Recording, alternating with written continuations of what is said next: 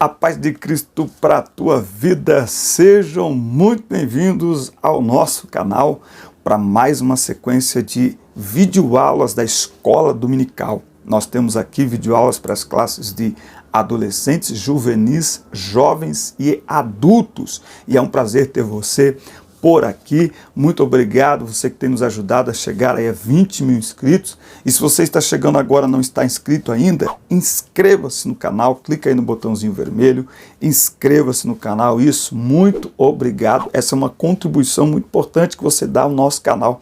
E deixa eu explicar algo para vocês. O YouTube entrega o conteúdo para quem interage com o canal, ele não entrega para todo mundo, é para quem interage.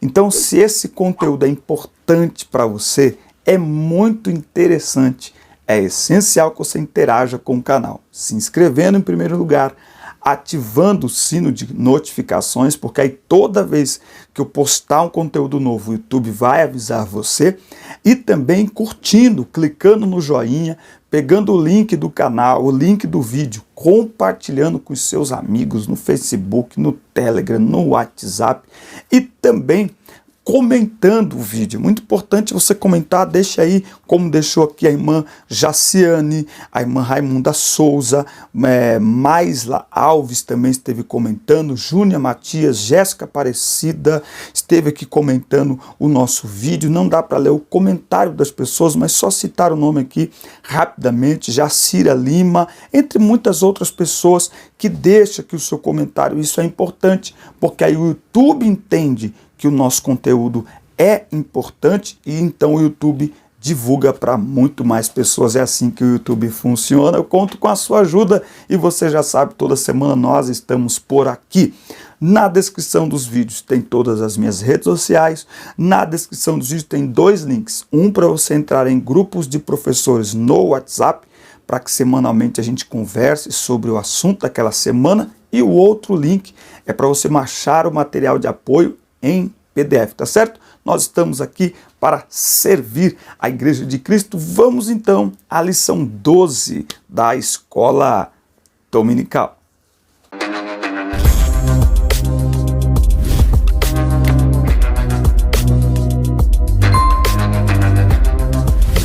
Muito bem, então, chegando com a lição 12 de adultos, a urgência do discipulado. Lição 12, penúltima lição desse trimestre, ou primeiro trimestre abençoado, e o segundo está chegando aí, lindo e maravilhoso também. O texto áureo está em Mateus 28, 19. Portanto, ide, ensinai todas as nações, batizando-as em nome do Pai, e do Filho, e do Espírito Santo. Chamamos de discipulado na fé o aprendizado de um discípulo por meio do seu mestre, para ajudar a desenvolver o seu crescimento espiritual.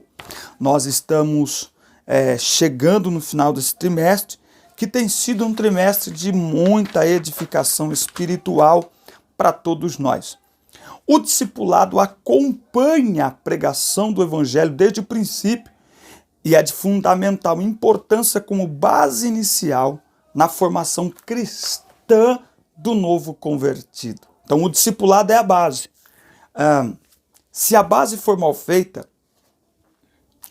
o que vai acontecer com a estrutura? O que vai acontecer com o restante da construção? Base, gente, o que é básico, ganhou um aspecto daquilo que é comum. O básico, um carro básico, né? Um estudo básico, um curso básico. Ei, o básico fala de fundamento, fala de base, de alicerce. É onde nós devemos investir o maior esforço, porque tudo que vier depois será reflexo do tipo de base, de fundamento que nós construímos. Preste atenção, as nações mais desenvolvidas do mundo, elas não investem pesado no ensino superior, elas investem pesado no ensino básico, nosso chamado ensino fundamental, nas crianças, nos adolescentes. Ou seja, quando se tornam adultos proeminentes, pessoas eficientes, isso é resultado resultado de uma base bem feita. Um jogador de futebol. Há um diferencial muito grande por causa da base. A base é fundamental para a formação de um jogador de futebol, de um profissional, de um aluno, de um cidadão, de um cristão. Base. Isso se chama, no nosso caso, de discipulado. Mas o que é discipulado? O termo discipulado vem de discípulo, que significa aprendiz, aluno, seguidor. Não é? Discípulo. Tá? Uma das variações aqui dos termos é talmidim. Eu tenho um livro aqui, do Ed René, muito bom por sinal, esse aqui é muito bom. Talmidins. E ele fala que os discípulos dos mestres da época andavam tão próximos ao seu Senhor que o pó que se levantava da sandália dos mestres pegava no pé dos discípulos. Discípulo é aquele que é treinado para ser igual ao mestre. Por isso que Jesus diz assim, aprendei de mim. Meu Deus, isso é muito forte. O termo se aplica com frequência nos evangelhos aos seguidores de Jesus. Disso segue o discipulado, ensino para ser seguidor de Cristo, ou seja, é o ensino bíblico básico para o novo convertido desenvolver-se espiritualmente. São instruções, não é? São instruções que abrangem vários aspectos da vida, por que não dizer todos os aspectos da vida. Esse texto central aqui dessa lição é chamado também de a Grande Comissão, que é o nome que se dá à comissão que o Senhor Jesus designou para a evangelização das nações. O verbo ensinar aqui, ensinai todas as nações, ou façam discípulos de todas as nações, é mateteu, desculpe a pronúncia, fazer discípulo, discipular. Presta atenção, o discipulado não é opção, é mandamento divino para a edificação e crescimento espiritual de cada cristão. Sabe como é um discipulado eficiente? Sabe quando nós descobrimos que um discipulado é eficiente, foi eficiente? Quando o discípulo, no nosso caso, quando o novo convertido, ele tem a iniciativa de se batizar. Biblicamente falando, o batismo nas águas é uma opção do batizando. Se você ler Atos dos Apóstolos, você vai perceber, lembra do carcereiro? O que fazemos, o que eu faço para ser salvo? Crê no Senhor Jesus Cristo e será salvo tu e a tua casa. Lembra do eunuco lá, da rainha lá? Escutou a palavra, tem aqui água, eu quero me batizar. A Bíblia diz que as pessoas iam até João para serem batizadas por ele. Porque o verdadeiro discipulado gera no coração do discípulo desejo de, vamos dizer assim, subir de nível na carreira espiritual. Então, um discipulado eficiente, em primeiro lugar, ele sempre vai produzir no discípulo o desejo de publicar, de manifestar a sua aliança com Jesus por meio do batismo. Por quê? Porque isso é um sinal de que ele está entendendo no que ele está entrando, que ele está entendendo de fato o que é conversão. É o discípulo que tem que pedir, é o discípulo que tem que propor. A doutrina dos apóstolos está dentro do corpo doutrinário que Jesus ensinou aos discípulos, não é? E perseveravam no pão, no partir do pão, na comunhão, na doutrina dos apóstolos e nas orações, Atos 2:42. Isso tem a ver com o corpo doutrinário que Jesus ensinou aos discípulos e que depois o Espírito Santo se encarregou de orientá-los, não é? E aqui inclui, na educação cristã, aqui inclui os nossos cultos de ensino da palavra de Deus, ou culto de doutrina, É que doutrina ficou ligado ao culto do que o pastor chamava atenção, disciplinava, excluía. Não. Doutrina é ensino sistemático, bíblico, não é? Fundamental da palavra de Deus. Não é? A escola dominical deveria ser o nosso maior culto. Eu abro um parênteses aqui para lamentar que na maioria das nossas classes de escola dominical nós temos lá um novo convertido dando aula. Porque às vezes um presbítero não quer dar aula na classe de jovens. Se falar para um presbítero dar aula na classe de adolescentes, então, ele acha que está sendo rebaixado. Gente, é a nossa base.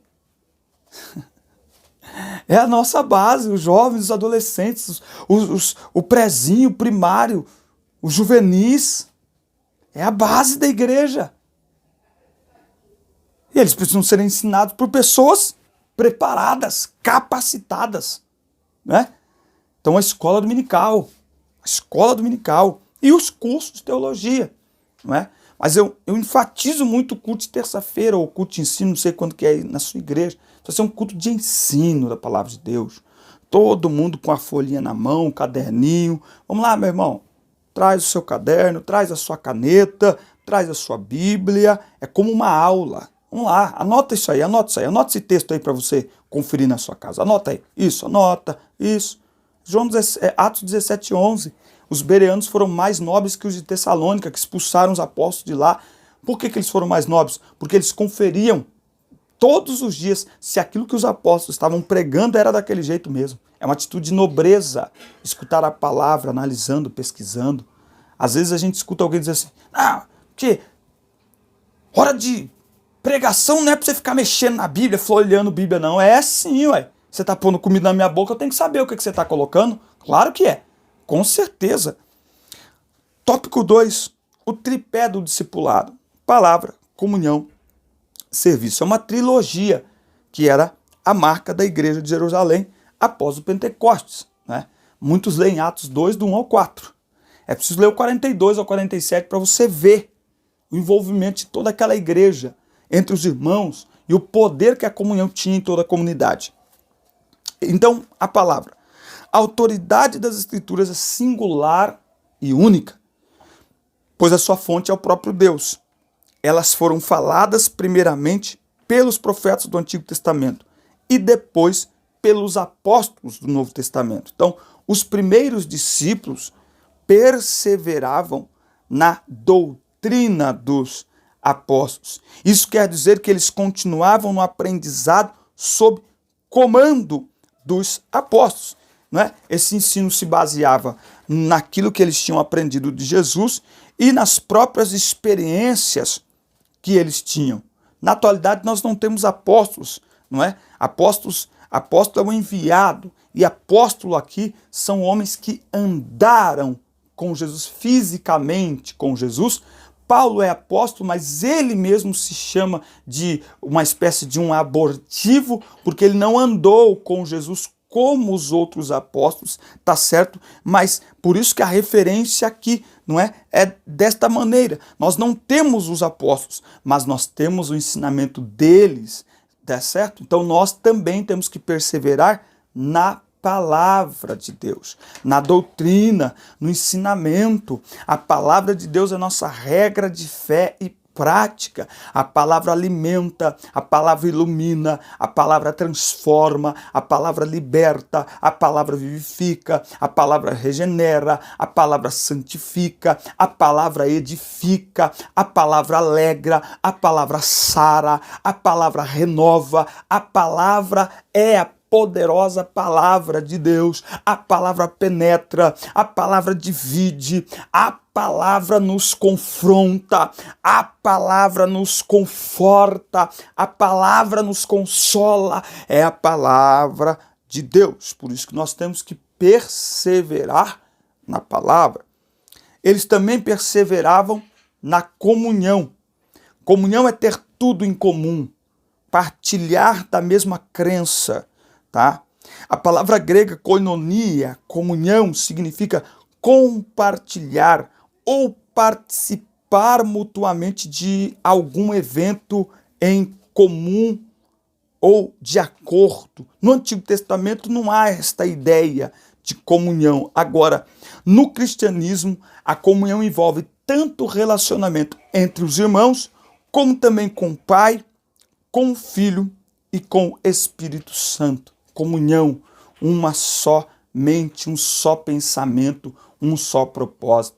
Em Atos 2, eles estavam reunidos no mesmo lugar com um só propósito: buscar o revestimento de poder. Depois, em Atos 2:42, e perseveravam, eles eram unânimes na oração, na comunhão, no partir do pão, na doutrina dos apóstolos. E a Bíblia diz que eles estavam juntos e tinham tudo em comum, e uma só era a alma dos que criam.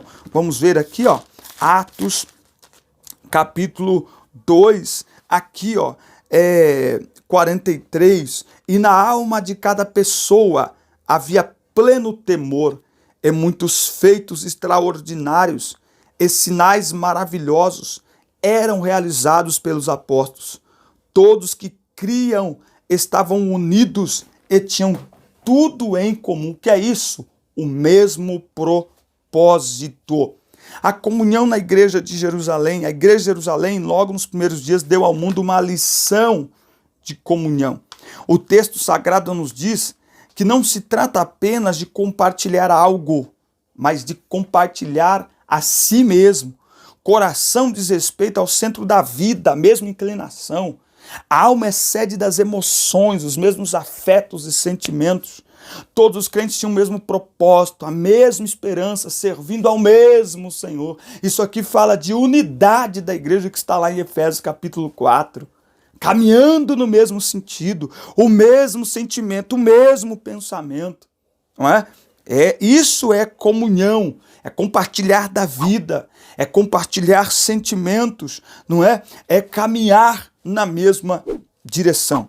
E serviço, trata-se de um termo de significado amplo nas Escrituras. O termo visto isoladamente quer dizer um trabalho realizado por alguém ou algo seguindo as suas instruções. Agora, no Antigo Testamento, na maioria das vezes, está ligado lá ao serviço do sacerdócio no santuário, mas na igreja, lá em Jerusalém, ele está representado sumariamente na perseverança, no ensino dos apóstolos, na comunhão, no partir do pão e nas orações. É isso que Deus espera de cada um de nós, né, no cumprimento da grande comissão. Então, serviço, eles estavam juntos, não era apenas discurso, eles estavam trabalhando para o mesmo propósito, para o mesmo fim, na mesma direção. Tópico 3, o discipulado e o crescimento sadio da igreja. A igreja precisa do processo de discipulado para cumprir o propósito da grande comissão. Não é uma opção, é uma ordem para a edificação e crescimento espiritual de cada cristão. Uma vez que a vida espiritual, ela não é um chamado à passividade, mas é um chamado à atividade. Olha o que diz Efésios capítulo 4, a partir do 11. Assim, ele designou alguns para apóstolos, outros para profetas, outros para evangelistas e outros para pastores e mestres, com o propósito de aperfeiçoar os santos para a obra do ministério, para que o corpo de Cristo, que somos nós, seja edificado, até que todos alcancemos a unidade da fé e do conhecimento do Filho de Deus e cheguemos à maturidade, atingindo a medida da estatura da plenitude de Cristo. O que é isso, senão crescimento espiritual? O que é isso, senão edificação espiritual? O processo do discipulado tem por objetivo instruir o novo convertido sobre os vários aspectos da vida cristã. Então, o discipulado é extremamente importante. O discipulado é que gera na pessoa a certeza do novo nascimento. E com a certeza do novo nascimento, ela assume a responsabilidade de rever o seu comportamento, porque ela entende que nasceu de novo. E é impossível alguém que nasceu de novo não mudar de comportamento. É só ler Efésios 4, 17 ao 32, 5, do 1 ao 22, e depois Colossenses 3, do 1. Lê Colossenses inteiro, o capítulo 3. O novo nascimento propõe uma nova vida. O velho homem vai embora, as coisas velhas já passaram, que tudo se fez novo. Trocam-se as roupas velhas e rotas do pecado por novas vestes de justiça. Não é? Mortifica-se o velho homem e dá vida a um novo homem em Cristo Jesus por meio de sua palavra. E por isso é importante o discipulado, porque se o discipulado não for bem feito, bem executado, nós podemos esperar novas atitudes, novo comportamento de quem nunca nasceu de novo. E isso é incoerente, para dizer o mínimo. Não tem como esperar novo nascimento de quem nunca nasceu de novo. Não tem como esperar um comportamento transformado de quem nunca nasceu de novo. Por outro lado, daquele que nasceu de novo não é preciso cobrar novo comportamento. É natural. Por quê? Porque ele compreendeu e assumiu uma nova identidade. E entendeu que precisa todos os dias manifestar essa identidade no seu comportamento, na sua vida, no seu dia a dia. E isso pode ser uma falha ou uma virtude do discipulado. O crescimento numérico, o processo do discipulado proporciona à igreja também, além do crescimento espiritual, o crescimento numérico. Não é?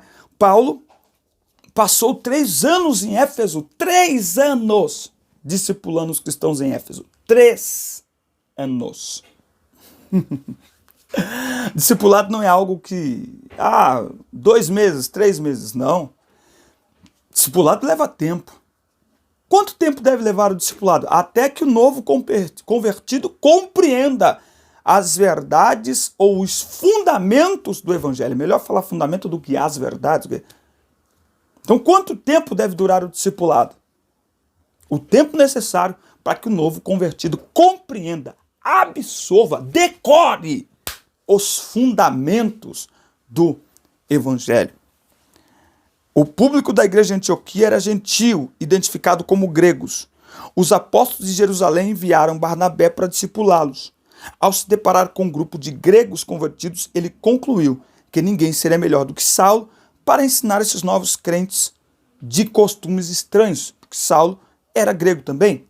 Então ele foi buscar Saulo em Tarso para essa nobre tarefa.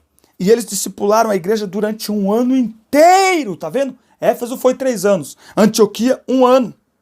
Então, desde sempre a igreja se preocupou com o discipulado, porque fazer discípulos não é a mesma coisa que fazer membros de igreja. Membros de igreja está ligado à quantidade de pessoas que frequentam aquela igreja. Discípulos tem a ver com a quantidade de pessoas que estão sendo todos os dias transformadas pelo poder do evangelho. Membro de igreja é membro de uma instituição. É membro de um clube, de uma associação. Membro, número. Nós temos aqui 30 mil membros, 45 mil membros. Você é membro? Membro. Agora, discípulo é diferente. O membro você cria mecanismos para atrair. O discípulo só tem um mecanismo que atrai e que fixa o discípulo. Se chama palavra de Deus. Se chama evangelho. Ponto. E aqui que está o grande diferencial. Quem vem por causa de qualquer outro mecanismo é membro. Quem vem por causa do evangelho se torna discípulo. Porque vem com a motivação certa. Vem com a intenção correta. Vem para ser transformado. Vem porque quer mudar de vida. Por isso que eu estou falando faz tempo. Vamos mudar o nosso jeito de falar e vamos voltar para o passado. Quem quer se converter ao evangelho. Converter ao evangelho. A própria palavra já é autoexplicável. Conversão, mudar de rota. Estava indo para o inferno, para o abismo, para uma vida de pecado. Larga essa vida, abandona essa vida, deixa para trás. E vem para as fileiras do evangelho. Vem servir Jesus. Vem mudar de vida. Vem nascer de novo. conversão. Não é aceitação, é conversão. Converter-se ao evangelho. Porque aí então a pessoa se deixará discipular. E sendo discipulada, ela entenderá as verdades ou os fundamentos do evangelho, nascerá de novo, não é? E eu diria até que o discipulado deve ser permanente na nossa vida. Todos os dias nós precisamos aprender mais e mais de Jesus. E eu separei aqui um texto que tem chamado muito a minha atenção nesses últimos meses, que é o que Paulo escreve aos Gálatas, capítulo 4 e 19. Ele diz assim: meus amados filhos, novamente estou sofrendo como que com dores de parto por vossa causa, e isso até que Cristo seja formado em vós. Será que nós estamos dispostos a isso? A sofrer como dores de parto para gerar Cristo no coração daquelas pessoas que estão em nossas mãos? Essa deve ser a nossa missão enquanto discipuladores. Formar Cristo no coração dos discípulos. Formar Cristo no coração da igreja. Porque quando isso acontecer, eles não serão seduzidos pelo mundo e não terão dificuldade de manifestar o fruto do Espírito, de manifestar um comportamento de quem nasceu de novo. Por quê? Porque Cristo estará formado neles. Do contrário, a gente pode forçar, a gente pode impor, a gente pode brigar, não funciona. Mas se trabalharmos com o discipulado de forma bíblica, pode levar tempo, mas é permanente, é duradouro e é muito mais eficiente. Amém? Deus te abençoe, tenham todos uma ótima semana. Eu espero que vocês fiquem bem, oremos uns pelos outros e continuemos firmes, servindo ao Senhor. Deus lhes abençoe, até a próxima semana.